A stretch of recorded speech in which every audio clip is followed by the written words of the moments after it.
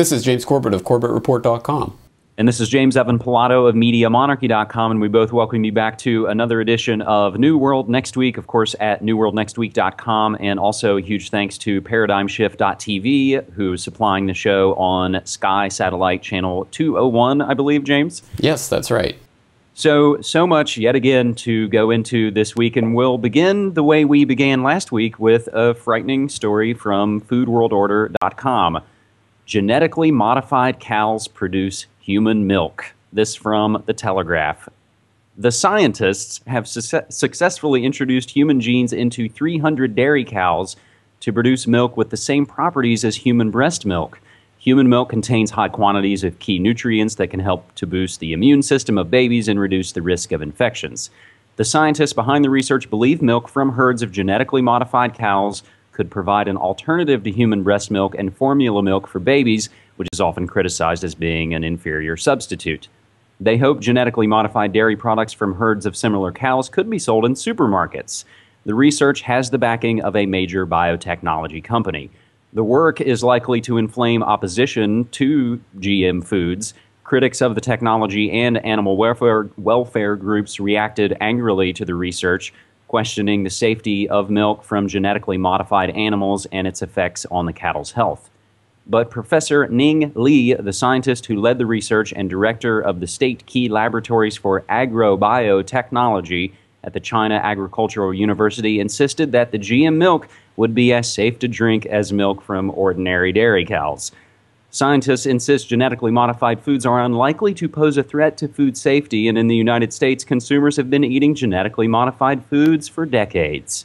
However, during 2 experiments by the Chinese researchers, which resulted in 42 transgenic calves being born, just 26 of the animals survived after 10 died shortly after birth, most with gastrointestinal disease, and a further 6 died within 6 months of birth.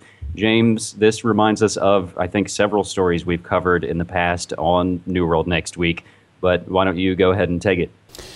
Well, unlikely to pose a threat to human safety is a phrase that we've heard a lot of in Japan, so I guess I'm used to it right now. But, well, I think everyone knows that I'm quite opposed to this whole idea, but let's just try something different and let me play devil's advocate and let me ask you and the listeners out there, well, so what's a big deal? If it is actually, you know, if there's no way to determine this genetically modified milk from regular human milk, then what's the big deal? For me, it would seem that the fact that more than half of the animals die would kind of raise some red flags. And James, I know it wasn't all that long ago, but the story we went over about this transgenic situation, and now I should have dug up the flashback. It's not coming to me, but we covered a story where, of course, many of the animals died, and I made the reference to, you know, the Galtons and the Darwins and the Wedgwoods and their interbreeding that didn't last very long as well. That's right, and we've also talked about other studies where animals that are fed GMOs are actually more likely to be low birth weight or to have birth defects or to be sterile themselves. So absolutely, it's just an unthinkable situation. But again, once again, I'm all for people being able to do this if they want, but I just want to be able to know what's going into my milk. So again, the most important issue, I think, is the labeling issue and the ability for people to know what they're eating and to decide not to eat this. Because as we know in the US, there are moves to make it impossible to even label things as being GMO-free, because obviously it's bad for the biotech industry. The line for me in this article that jumps out is that they insisted that the GM milk would be as safe to drink as milk from ordinary dairy cows, and all I have to do is look to my neighbor to the north in Washington State, where, and other places as well, we're now finding radiation in our milk. So, James, let's leave that story right there. And as we noted before we started to shoot here, that our food stories generally garner the most attention. And I think that usually shows, you know, that this is the area that people hopefully can take the power into their own hands, on at least on some level. But let's move now to our second story. The Banksters warning that the U.S. will hit the debt limit ceiling by May 16th. This from Reuters. The United States will hit the legal limit on its ability to borrow no later than May 16th, Treasury Secretary Timothy Geithner said on Monday, ramping up pressure on Congress to act to avoid a debt default. saying, quote, "The longer Congress fails to act, the more we risk that investors here and around the world will lose confidence in our ability to meet our commitments and our obligations," end quote, Geithner said in a letter to congressional leaders. "Default by the United States is unthinkable." Previously, the Treasury had forecast that the $14.3 trillion statutory debt limit would be reached between April 15th, tax day here in the States, and May 31st. As of last Friday, April Fool's Day, Treasury borrowing stood just $95 billion from the ceiling. Some Republican lawmakers have sought to use the need to raise the debt limit as a lever to pressure the Obama administration into agreeing on large-scale budget cuts. The debt limit showdown comes as Congress struggles to complete a spending package that would keep the government operating beyond Friday. Republicans are seeking to use that bill to enact deep spending cuts, and lawmakers are focusing on a proposal to trim this year's budget by $33 billion, a relatively small amount compared with a projected $1.4 trillion deficit. Geithner said a failure to raise the debt ceiling in a timely way would push interest rates higher and spark a, quote, "financial crisis potentially more severe than the crisis from which we are only starting to recover," end quote.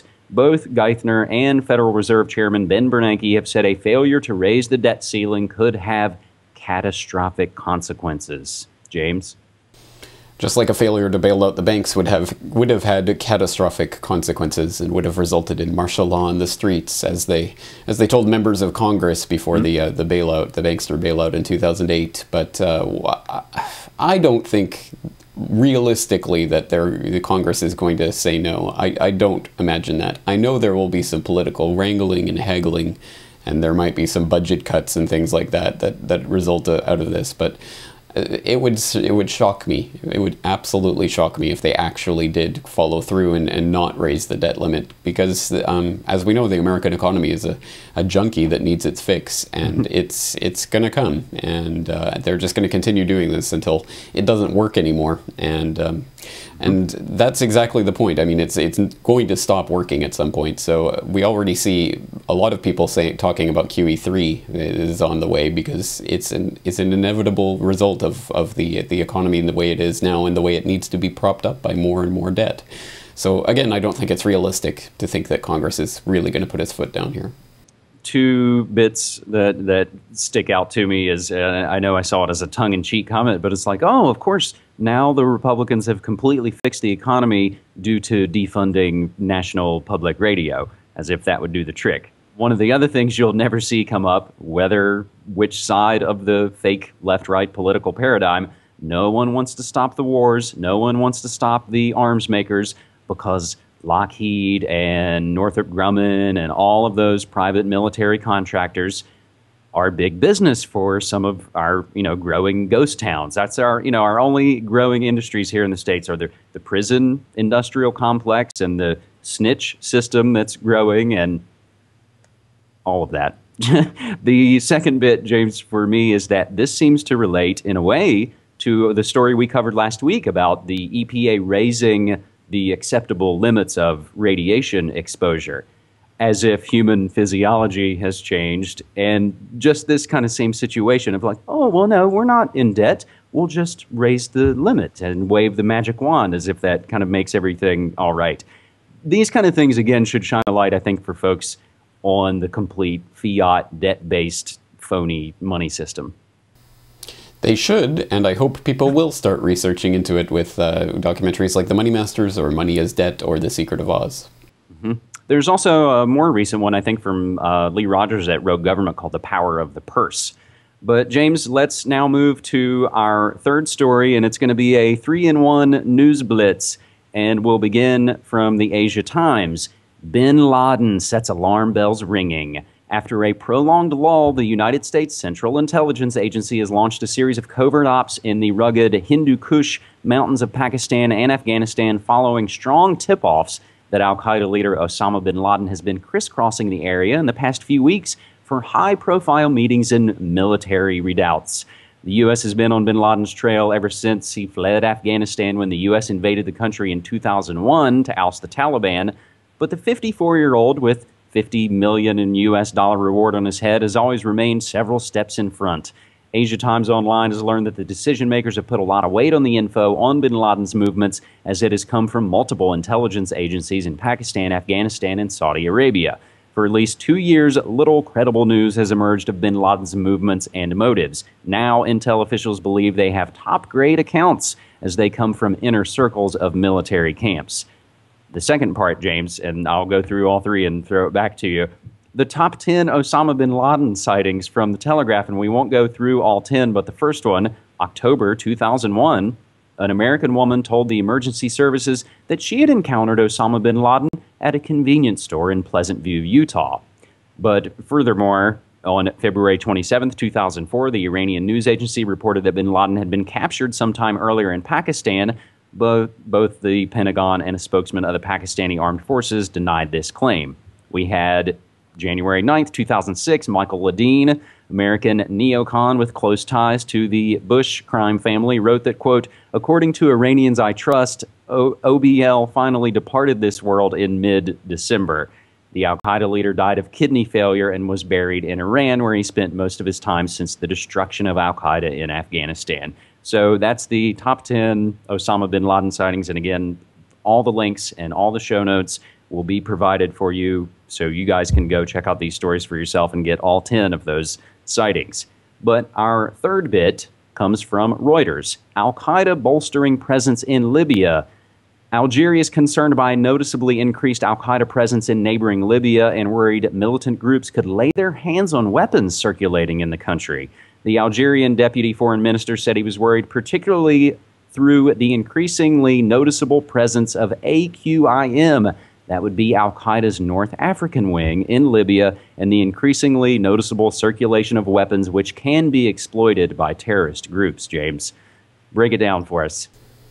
All right, well, let's turn back to that Asia Times article that you started out with, because that's an extremely interesting and important one, because not because I think it has any genuine signs of Osama bin Laden's movements, but because the author of that one, Pepe Escobar, was the author who a couple of weeks before 9/11 was writing about OBL and how they have to get him now, and that was just a couple of weeks before 9/11. So it's interesting to see if this sudden ratcheting up of the OBL boogeyman will result in anything. It's been a while since we've really seen or heard much from the favorite boogeyman of the neocons. So I don't know if they're trying to revive him now or if this is just a blip on the radar. But at any rate, it certainly seems that what's going on in Libya is going to empower terrorists in the long run, whether Al-Qaeda or others. So again, it's interesting to see this upward ratcheting of the terror hysteria, and it's just, I don't know how it's going to play out, but it's always a card that they can keep up their sleeves, I suppose. So once again, they draw out the boogeyman to scare us all. And I would note that Webster Tarpley on tarpley.net has been doing a good bit of work on this Libya Al-Qaeda connection. James, before we wrap it up, let's maybe make a couple of mentions of some of the other things. I guess I always want to impress upon folks that these three stories that we cover each week, and by no means encapsulates all the other work I think you and I try and do on our own websites and shows. You were just recently on Russia Today for a brief appearance discussing the situation in Syria. That's right, yes, and I've just put up a video of myself interviewing Dr. Paul Craig Roberts about Libya and Syria and the prospect for greater war, and that will be the topic of my podcast this coming Sunday, so people can stay tuned to CorbettReport.com for that. Excellent. And I, of course, on my show will cover all the other related media and memes and geopolitics, and I actually will be a guest on the Intel Hub on Oracle Broadcasting, actually here in just a few short hours. All right, excellent. I hope people will stay tuned for that. Well, once again, James Evan Pilato, thank you for these stories. Thank you. Take care.